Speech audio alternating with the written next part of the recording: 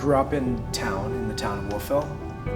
My father had a barber shop in there, so I was a bit of a town kid, but my heart was out here in the country with my grandmother. So she would pick me up after school often because my parents worked late, and I would run wild down here through the apple trees, and I had kept a pony here. And my grandmother always had a big garden to sustain the family and sell some produce, and she had an apple farm. Those trees there, those 4 or 5 apple trees, are pretty much the end of the apple trees on the farm. There's from the original orchard that my grandmother would have had.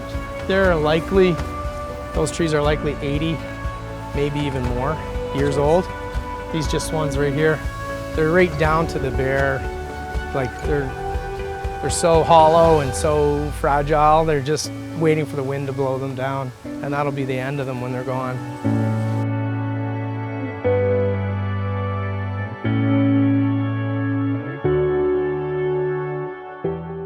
I just remember what was strong to me was that we were always a great family to get together for Sunday night dinners. And I just remember a lot of talk when I was a child. There seemed to be this shame, or there seemed to be this cloud over our family for having to sell this land to sustain the farm. It just seemed to be a lot of negative connotation about, having to let our land go. So they sold off a bunch of building lots in the 60s until they ran out of those, and then they started to sell some of the major pieces of land. When I came back here when I was 19 years old, I came back to the farm to live full-time.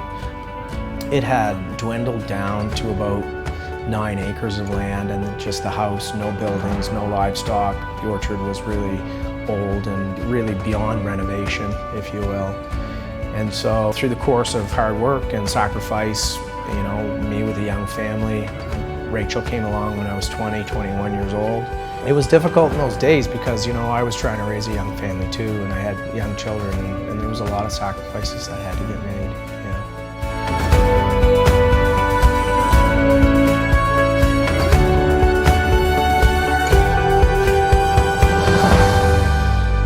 When I had the opportunity to farm it the way I wanted to farm it, certainly I went back to my youth. I went back to the way my grandmother taught me.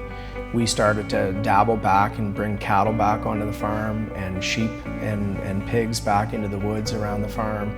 We started to try to make the farm whole again. Jocelyn started to study for her sommelier certification, and I became extremely interested in growing grapes as a farmer. That was very interesting to me. I was using land that her family had, and then there was this added element that really appealed to me, that grapevines are very long-lived and very permanent, and you put that amount of infrastructure, trellising, and care and heartfelt love into these vineyards.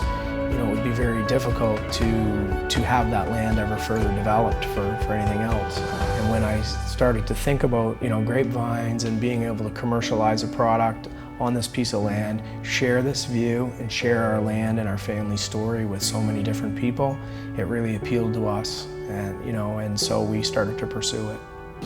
That was my mother and father with one of our very first grape harvests. They were proud to see the fruits of the labor. The legacy of the farm, I think, is very fair to say that Michael and I, from our heart, both feel very strong that it is all about the best life for your family, and farming is definitely where that's at. Future. Don't forget me, Dad. I won't forget you. Cheers.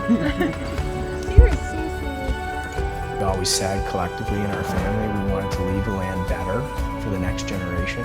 That was handed down from my grandmother to my father, and now from me to my daughters. This is our land, and this is our namesake, and this is our legacy.